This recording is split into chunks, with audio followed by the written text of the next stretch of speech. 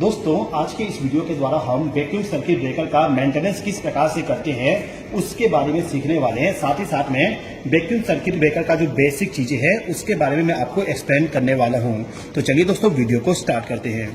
तो ये जो आप इलेक्ट्रिकल पैनल देख रहे हो, ये इलेक्ट्रिकल पैनल 11 केवी का है, यानी कि 11,000 वोल्ट के पावर सप्लाई को चालू और बंद करने के लिए इस पैनल का इस्तेमाल किया जा रहा है। अब ये जो इलेक्ट्रिकल पैनल है, इस पैनल के अंदर में देखोगे हमारा वैक्यूम सर्किट ब्रेकर लगाया गया है। यहाँ पे मैं इसको ओपन करता हूँ, आप देख सकते हो यहाँ पे वैक्यूम सर्किट ब्रेकर लगा हुआ है।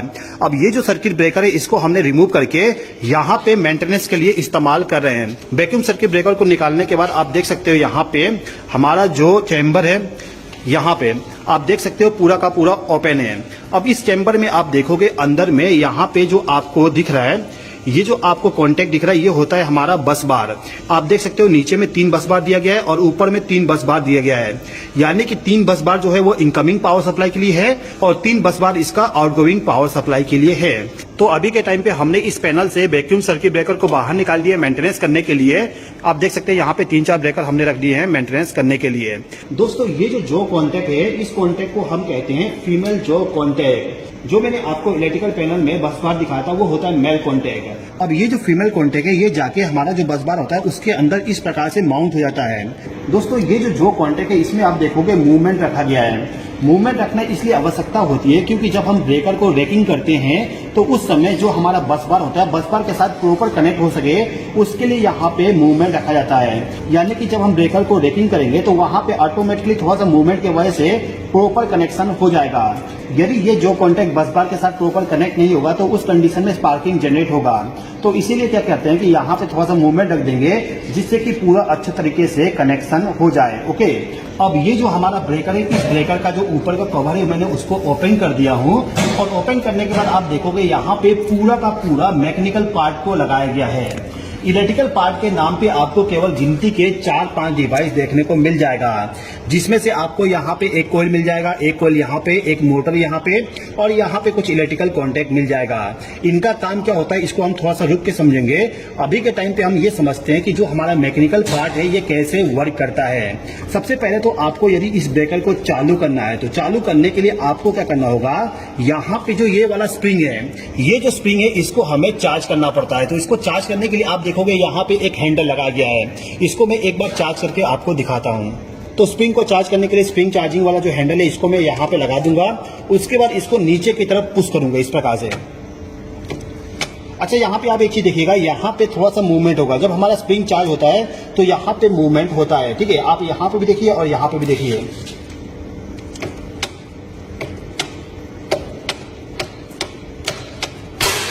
ओके, आपको यहाँ पे एक खट सी आवाज सुनाई दिया, इसका मतलब ये है कि आपका स्प्रिंग चार्ज हो गया।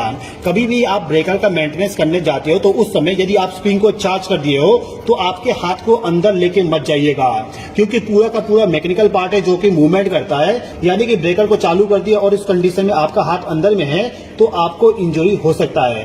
तो कभी भी हाथ को अंदर नहीं लेके जाना जब आपका स्प्रिंग चार्ज हो। ओके, तो मैंने स्प्रिंग को चार्ज कर दिया। चार्ज करने के बाद यदि मुझे इस ब्रेकर को चालू करना है तो चालू करने के लिए मेरे पास में 2 ऑप्शन है। पहला ऑप्शन ये है कि मैं इसको मैकेनिकली चालू कर सकूं और दूसरा ऑप्शन है इसको इलेक्ट्रिकली चालू कर दूं। तो मैकेनिकल चालू करने के लिए आपको यहाँ पे एक पुश बटन मिल जाएगा, इसको यदि मैं प्रेस करूं तो ब्रेकर ऑन हो जाएगा। आप यहाँ पे देखिए, आपने यहाँ पे देखा जैसे मैंने इसको प्रेस किया मेरा ब्रेकर ऑन कंडीशन में चला गया। अब यदि हमें इस ब्रेकर को बंद करना है तो बंद करने के लिए यहाँ पे जो पुश बटन दिया गया है इसको हमें प्रेस करना पड़ेगा। इसको प्रेस करके आप देखोगे यहाँ पे हमारा जो ब्रेकर है, ब्रेकर हमारा ऑफ हो गया। अब यदि मैं दोबारा से इसको प्रेस करूं ऑन करने के लिए तो ऑन नहीं होगा। ऑन इसलिए नहीं होगा क्योंकि जो हमारा स्प्रिंग था, स्प्रिंग पूरा का पूरा डिस्चार्ज हो गया है। यानी कि जो हमारा वैक्यूम सर्किट ब्रेकर होता है इसका जो एनर्जी होता है, एनर्जी को स्टोर करने के लिए हम यहाँ पे स्प्रिंग को लगा के रखे हैं। स्प्रिंग में जब एनर्जी स्टोर रहेगा उस समय आप इसको चालू और बंद कर सकते हो। अब यहाँ पे जो स्प्रिंग है इसको चार्ज करने के लिए आपने यहाँ पे देख लिया किस प्रकार से हम मैनुअली इसको चार्ज करेंगे। यदि आप इसको मैनुअली चार्ज नहीं करना चाहते हो तो उसके लिए यहाँ पे स्प्रिंग चार्जिंग मोटर को लगाया गया है। यानी कि जो हम यहाँ पे मैनुअली इसको लगा के ऐसे चार्ज कर रहे हैं उसी काम को करने के लिए यहाँ पे उसी काम को करने के लिए यहाँ पे एक मोटर को लगाया गया है। अब यहाँ पे मान लीजिए कि ये जो मेरा मोटर है इसके द्वारा मुझे स्प्रिंग को चार्ज करना है, तो इस मोटर के ऊपर में आप देखोगे यहाँ पे लिखा हुआ है 220 वोल्ट एसी और डीसी, यानी कि 220 वोल्ट एसी पावर सप्लाई या फिर डीसी पावर सप्लाई, इसको यदि मैं प्रोवाइड कर दूं तो उस कंडीशन में मेरा मोटर चालू हो जाएगा। ओके, तो मोटर को पावर सप्लाई दे के हम स्प्रिंग को चार्ज कर सकते हैं। दोस्तों आप एक चीज ध्यान दीजिएगा कि जो आपका मोटर होता है, मोटर को ऑपरेट करने के लिए जो ऑपरेटिंग वोल्टेज होती है वो अलग अलग कंपनी का जो ब्रेकर है उसका अलग अलग होता है। किसी किसी ब्रेकर में आप देखोगे वहां पे 110 वोल्ट लिखा होता है, यानी कि मोटर को ऑपरेट करने के लिए आपको केवल 110 वोल्ट का पावर सप्लाई देना होगा। फिलहाल के टाइम पे जो मेरे पास में ब्रेकर है, इस ब्रेकर में जो मोटर लगाया गया है वो 220 वोल्ट पे ऑपरेट होने वाली मोटर है। इसके अलावा आप यहाँ पे देखोगे 75 आर पर मिनट लिखा हुआ है, यानी कि इस मोटर का जो स्पीड है वो 75 राउंड पर मिनट होता है। ओके, तो इस मोटर को इलेक्ट्रिकल पावर सप्लाई प्रोवाइड करके हम स्प्रिंग को चार्ज कर सकते हैं। अब स्प्रिंग को चार्ज करने के बाद यदि आपको इस ब्रेकर को चालू करना है तो उस कंडीशन में आपको क्या करना होगा, यहाँ पे जो क्लोजिंग कॉइल लगा हुआ है इसको इलेक्ट्रिकल पावर सप्लाई प्रोवाइड करना पड़ेगा। अब ये जो क्लोजिंग कॉइल है इसको कितना वोल्टेज प्रोवाइड करना पड़ेगा, उसके लिए आपको इसका सर्किट डायग्राम देखना पड़ेगा। फिलहाल के टाइम पे मान लेते हैं कि ये जो मेरा क्लोजिंग कॉइल है ये 24 वोल्ट पे ऑपरेट होता है, तो मैं क्या करूंगा, इसको 24 वोल्ट का पावर सप्लाई प्रोवाइड करूंगा। तो इसमें पावर सप्लाई आते ही इसका जो यहाँ पे स्प्रिंग है, स्प्रिंग इसका पुल होगा, और जैसे ये पुल होता है तो आपका ब्रेकर ऑन हो जाएगा। इसको मैं आपको एक बार दिखाता हूँ। यहाँ पे मैं इसको ऊपर की तरफ प्रेस करूंगा, आप देखना यहाँ पे हमारा ब्रेकर ऑन हो जाएगा। आपने यहाँ पे देखा जैसे ये स्प्रिंग ऊपर की तरफ गया हमारा ब्रेकर ऑन कंडीशन में चला गया। अब यदि आपको इस ब्रेकर को इलेक्ट्रिकल पावर सप्लाई प्रोवाइड करके बंद करना है तो उस कंडीशन में यहाँ पे जो ट्रिपिंग कोयल लगाया गया है इसको पावर सप्लाई प्रोवाइड करना होगा। तो जैसे ही हम इस ट्रिपिंग कोयल को पावर सप्लाई प्रोवाइड करेंगे तो यहाँ पे जो स्प्रिंग है ये अंदर की तरफ जाएगा। मैं इसको आपको मैनुअली करके दिखाता हूँ। देखिए यहाँ पे मैं इसको प्रेस करूंगा, हमारा ब्रेकर ऑफ हो जाएगा। आपने यहाँ पे देखा जैसे मैंने स्प्रिंग को नीचे की तरफ प्रेस किया तो हमारा ब्रेकर ऑफ हो गया।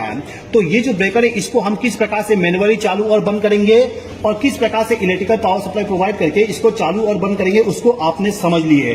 अब इन सभी के अलावा आप देखोगे यहाँ पे कुछ कॉन्टेक्ट दिए गए हैं, इनका काम क्या है एक बार समझते हैं। तो सबसे पहले मैं आपको एक चीज बता दूं कि यहाँ पे जो ये वाला स्विच आप देख रहे हो ये स्विच होता है हमारा NONC कॉन्टैक्ट। ये जो कॉन्टैक्ट है इसका इस्तेमाल हम स्प्रिंग चार्जिंग का इंडिकेशन के लिए, ऑन इंडिकेशन के लिए, ऑफ इंडिकेशन के लिए, इसके अलावा बहुत सारे इंटरलॉकिंग जो इस्तेमाल किया जाता है ब्रेकर के लिए उसके लिए इस्तेमाल करते हैं। ओके, इसके अलावा देखोगे दोस्तों यहाँ पे एक रिले लगाया गया है। इस रिले को हम कहते हैं anti pumping relay. Anti pumping relay का काम क्या होता है एक बार समझिए।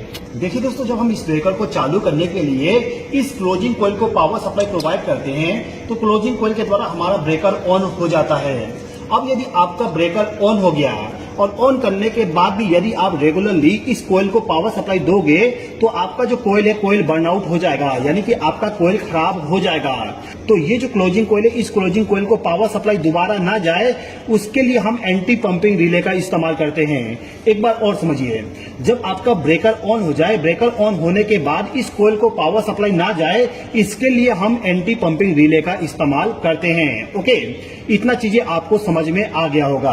अब दोस्तों ये जो हमारा ब्रेकर है इसका जब हम मेंटेनेंस करते हैं तो मेंटेनेंस करने के टाइम पे जो यहाँ पे कोयल लगाया हुआ है और साथ ही साथ में जो मोटर है इनका हमें रेसिस्टेंस को मेजर करना होता है। कैसे रेसिस्टेंस को मेजर करेंगे एक बार समझिए। देखिए यहाँ पे मेरे पास में मल्टीमीटर है, इसको मैंने यहाँ पे रेसिस्टेंस पोजीशन पे सिलेक्शन करके रख दिया हूँ। अब ये जो मेरा मोटर है इस मोटर का रेसिस्टेंस कितना है उसको हम चेक कर लेते हैं। रेसिस्टेंस को चेक करने से हमें ये मालूम चल जाएगा कि हमारा मोटर सही है कि खराब है। तो मोटर के अंदर से आप देखोगे ये वाला वायर बाहर निकल के आया है और एक वायर ये वाला निकल के आया है। तो इन दोनों वायर पे हम देखेंगे कहाँ पे हम इस मल्टीमीटर के प्रोब को कनेक्ट कर सकते हैं और उसके साथ हम इस मल्टीमीटर के प्रोब को कनेक्ट करके रेसिस्टेंस को मेजर कर लेंगे।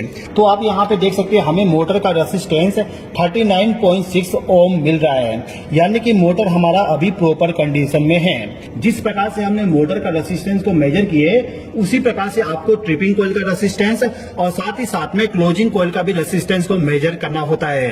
अब जो आपके पास में रेसिस्टेंस का वैल्यू आएगा, वैल्यू सही है कि खराब है, इसके लिए आपको इस ब्रेकर का जो डाटा शीट होता है उसको चेक करना पड़ेगा, या फिर इस ब्रेकर का जब हम पहले मेंटेनेंस किए थे उस समय इस कॉइल का रेसिस्टेंस कितना था उसको आप चेक करके इसको पता कर सकते हो कि इसका जो कॉइल है वो कॉइल आपका प्रॉपर है कि नहीं। ओके, अब ये जो मोटर और कॉइल है, इनका रेसिस्टेंस का मेजरमेंट करने के बाद यहाँ पे जो काउंटर मीटर लगा हुआ है, इस काउंटर मीटर में रीडिंग क्या है उसको भी आपको नोट डाउन करना होता है।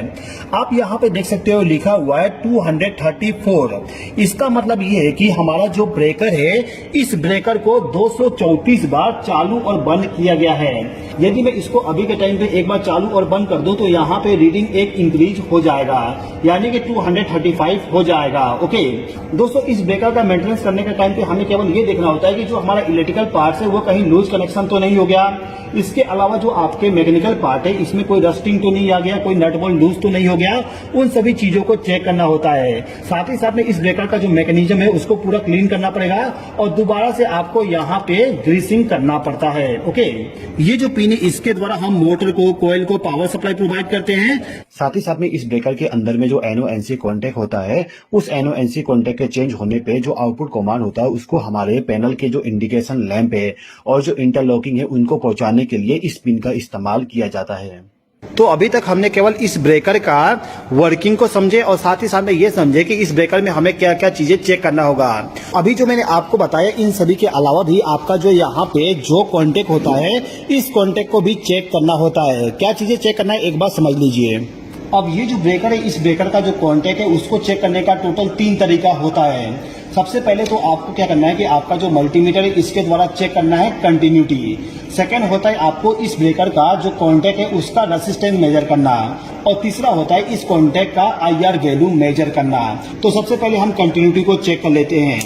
अभी के टाइम पे मेरा ब्रेकर ऑफ कंडीशन में है, तो ऑफ कंडीशन में मुझे यहाँ पे कोई भी कंटिन्यूटी नहीं मिलना चाहिए। तो आप यहाँ पे देखिए, ये जो इनकमिंग पावर सप्लाई का टर्मिनल है और जो आउटगोइंग पावर सप्लाई का टर्मिनल है, इन दोनों के साथ में मल्टीमीटर के प्रोब को कनेक्ट कर दूंगा। आप देख सकते हैं यहाँ पे मल्टीमीटर से हमें कोई भी बीप का साउंड नहीं सुनाई दे रहा है। इसको आपस में टच करूंगा, बीप का आवाज आ रही है।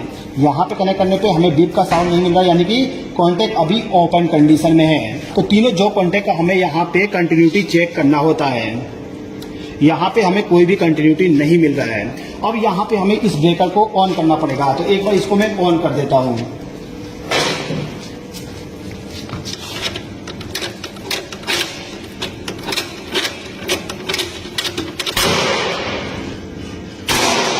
ओके, तो मैंने ब्रेकर को ऑन कर दिया। ब्रेकर को ऑन करने के बाद यहाँ पे मैं कंटिन्यूटी को चेक करूंगा। आप देख सकते हो यहाँ पे मेरा मल्टीमीटर कंटिन्यूटी शो कर रहा है और साथ ही साथ में यहाँ पे 0.3 ओम रेसिस्टेंस शो कर रहा है। तीनों कॉन्टेक्ट को मैं चेक कर लूंगा। यहाँ पे कंटिन्यूटी मिल रहा है और यहाँ पे भी हमें कंटिन्यूटी मिल रहा है, यानी कि ब्रेकर हमारा क्लोज हो गया। अब दोस्तों यहाँ पे एक चीज देखिए, जो हमारा मल्टीमीटर है, इस मल्टीमीटर के द्वारा कॉन्टेक्ट का रेसिस्टेंस मेजर करता हूँ तो यहाँ पे मुझे 0.2 ओम रेसिस्टेंस मिल रहा है, यानी कि अभी के टाइम पे कुछ रेसिस्टेंस शो कर रहा है। मल्टीमीटर के द्वारा जब हम रेसिस्टेंस को मेजर करते हैं तो हमें पूरा एक्यूरेट वैल्यू नहीं मिल पाता है कि आखिर हमारा जो कॉन्टेक्ट है ब्रेकर का, उसका एक्चुअल में रेसिस्टेंस कितना है। यदि आप पूरा एक्यूरेट रेसिस्टेंस वैल्यू को मेजर करना चाहते हो तो उसके लिए आपको CRM किट का इस्तेमाल करके रेसिस्टेंस को मेजर करना होता है। तो CRM किट के द्वारा कैसे रेसिस्टेंस को मेजर करते हैं, चलिए इसको भी समझ लेते हैं। तो ये जो आप मीटर देख रहे हो इसको हम कहते हैं CRM। CRM का फुल फॉर्म होता है कॉन्टेक्ट रेसिस्टेंस मीटर, यानी कि इस मीटर के द्वारा जो हमारा कॉन्टेक्ट होता है उस कॉन्टेक्ट का रेसिस्टेंस कितना है उसको मेजर किया जाता है। अब इस मीटर के अंदर में देखोगे आपको यहाँ पे इस प्रकार से देखने को मिल जाएगा। यहाँ पे टोटल आपको 5 टर्मिनल मिलेगा जिसमें आपको केबल का कनेक्शन करना होता है। केबल का कनेक्शन कैसे करोगे उसका आपको पूरा डिटेल CRM किट के अंदर डायग्राम जो होता है उस पर मिल जाएगा। तो ज्यादा चीजें मैं आपको एक्सप्लेन नहीं करता हूँ। अब यहाँ पे जो मेरा किट है, इस किट का जो आउटपुट केबल है, यानी कि यहाँ पे जो हमने केबल कनेक्ट किया उसको हम ले जाके ब्रेकर के साथ कनेक्ट कर देंगे। आप देख सकते हैं यहाँ पे मेरे पास में टोटल 4 क्रोकोडाइल लैंप है। इसको हमें इस कॉन्टेक्ट के साथ कनेक्ट करना होता है। आपको क्या करना होगा, ये जो ब्लैक वाला क्लैंप है इसको नीचे में कनेक्ट कर दीजिए इस प्रकार से। इसके बाद जो ये दूसरा क्लैंप है ब्लैक वाली, इसको भी इसी पॉइंट पे कनेक्ट करना होगा। अब इसके बाद जो रेड वाला क्लैंप है इसको मैं ऊपर साइड कनेक्ट कर दूंगा इस प्रकार से। तो कॉन्टेक्ट का रेसिस्टेंस मेजर करने के लिए हमने इस क्लैंप को यहाँ पे कनेक्ट कर दिए है। कॉन्टेक्ट का रेसिस्टेंस मेजर करने के टाइम आप एक चीज ध्यान दीजिएगा कि आपका जो ब्रेकर है, ब्रेकर ऑन कंडीशन में होना चाहिए। तो यहाँ पे सब कुछ कनेक्ट हो गया। एक बार हम पावर सप्लाई को ऑन करके रेसिस्टेंस को मेजर कर लेते हैं। तो यहाँ पे पावर को ऑन करने के लिए स्विच दिया गया, इसको मैं ऑन करता हूँ।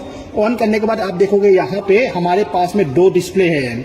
यहाँ पे करंट वैल्यू शो करेगा और यहाँ पे रेसिस्टेंस बता देगा कितना रेसिस्टेंस आपके कॉन्टैक्ट का आ रहा है। यहाँ पे टेस्ट बटन दिया गया है, इसको मैं ऑन करता हूँ। ओके, यहाँ पे हमारा टेस्टिंग चालू हो गया। अभी हमें यहाँ पे वैल्यू देखने को मिल जाएगा। तो जैसे कि आप देख सकते हो यहाँ पे 71.5 माइक्रो ओम रेसिस्टेंस मिल रहा है, यानी कि 1 ओम से भी बहुत ही ज्यादा कम रेसिस्टेंस है। कितना रेसिस्टेंस है, पूरा एक्यूरेट वैल्यू आपको यहाँ पे देखने को मिल रहा है 71.5 ओम। तो ये जो वैल्यू है, इसके द्वारा हमें ये पता चल गया कि जो हमारा ब्रेकर है, इस ब्रेकर का जो कॉन्टैक्ट है, उस कॉन्टैक्ट का इंटरनल रेसिस्टेंस कितना है। अभी के टाइम पे हमने केवल एक पोल का रेसिस्टेंस को मेजर किए। जिस प्रकार से हमने यहाँ पे मेजरमेंट किए इस पोल का, उसी प्रकार से आपको बाकी का भी मेजरमेंट करना होता है। अभी के टाइम पे मैं इसको स्किप कर देता हूँ। तो इस ब्रेकर का किस प्रकार से कंटिन्यूटी करेंगे और किस प्रकार से कॉन्टैक्ट का रेसिस्टेंस मेजर करेंगे, उसको हमने समझ लिए। अब इन दोनों के अलावा आपको इस ब्रेकर का IR वैल्यू मेजर करना होता है। IR वैल्यू का मतलब कि insulation resistance. Insulation resistance measure करने के लिए आपके पास में मेगर होता है, इस मेगर का इस्तेमाल करना होगा। तो इस मेगर के साथ में मैंने केबल को कनेक्ट कर दिया। उसके बाद मैं यहाँ पे इस केबल का जो क्लैंप है, इसको ले जाके मैं इस ब्रेकर के साथ कनेक्ट करूंगा। फिलहाल के टाइम पे मेरा ब्रेकर अभी ऑन कंडीशन में है। तो ऑन कंडीशन में आपको एक पोल से दूसरे पोल के बीच में रेसिस्टेंस को मेजर करना होता है। तो मैं यहाँ पे इसको लगा दूंगा और दूसरे को ले जाके यहाँ पे लगा देता हूँ, यानी कि इन दोनों के बीच में रेसिस्टेंस कितना है उसको मेजर कर लेंगे। तो इनको लगाने के बाद यहाँ पे जो मेरा मेगर है, इस मेगर को मैं ऑन कर देता हूँ। यहाँ पे मैंने इसको ऑन कर दिया। यहाँ पे हमारा मेगर ऑन हो चुका है।